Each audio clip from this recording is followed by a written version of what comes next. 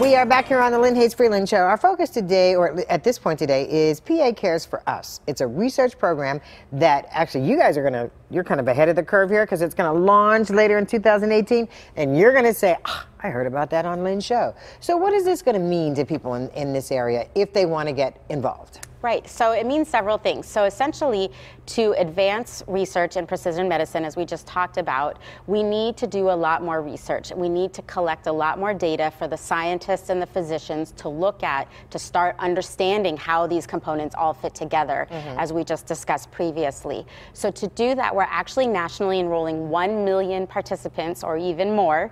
As in 1 million? 1 million participants into this database. So Dr. Steve Reese, who is the Vice Chancellor for clinical research at the University of Pittsburgh, applied to participate in this All of Us national program, and he brought this to Western Pennsylvania. So the University of Pittsburgh will be administering part of this recruitment effort, and over the next 5 years, we hope to recruit 115 to 150,000 Western and Central Pennsylvanians to participate in this project. And what it will mean is many, many things. So the first thing it will mean is that they'll really be involved in something completely new and huge and transformative in how we practice medicine. This will actually not only influence our own generation and our own healthcare, but for future generations, right? For my children, my children's children, so that hopefully healthcare gets better and better over time. So the other benefit that's going to happen is anyone who enrolls, and we've actually been enrolling here at the University of Pittsburgh since June, and currently have over 3,000 participants, so we're very excited about that. Anyone who enrolls will actually get a $25 gift card, and to which entity will depend on what region of Pennsylvania they're from. So that's sort of an immediate reward. But also, we will actually be returning some results from this project over time. This is a very long-term project, over 5 to 10 years. And as researchers start understanding things and start identifying results, there's a very specific committee at the NIH who's working on how and when we're going to return those results back to the participant. So if you yourself were participating, one day you could actually get a letter letting you know that there's potential information they found out about you to bring to your doctor and share about your own health care. Now, I don't want to run out of time. So now, is this anonymous, or do we know who we are once you... When you enroll, it actually, once you contribute the data, and the data is several fold, so it's actually some biomedical samples like blood and urine, and then biomeasurements, so like height and weight and blood pressure. And then you are actually consenting to have the data from your electronic health record go with that. Then that data all gets de-identified, which means when it gets stored and accessed by the scientists, it will not be associated with your name or your particular address. And now when we start talking about medical data, we start talking about research.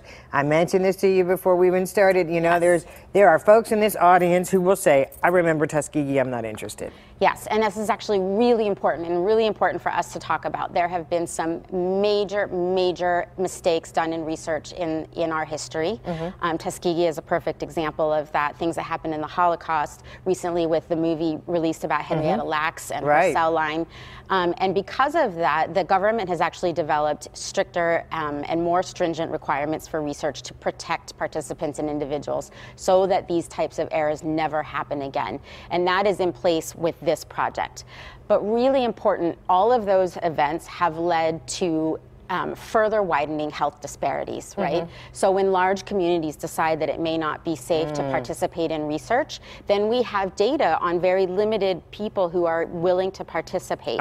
So it's really important with the All of Us project that we get the most diverse participation as possible, because we want all populations to be represented, all communities to be represented that represent our diverse nation, so that when we have that data, we're actually closing those health disparity gaps and not further widening them. Okay, now you mentioned folks will be hearing more about this as we get into 2018, but now that the viewers of the Lynn Hayes Freeland Show have the jump, how do they get more information?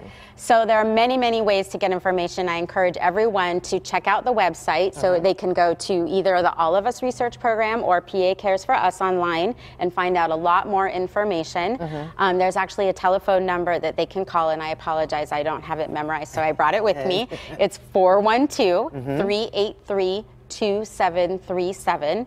And if you call this number or get online, there are ways to find out more information as well as go ahead and enroll for participation. And then last question, this is all ages, all races, this is all of us. It is all of us. However, currently it is 18 and over. Okay. We are very confident. That makes sense, yeah. We're very confident that in the near future we will be enrolling children. But as I mentioned before, the government has put these regulations in place to protect individuals who may be vulnerable.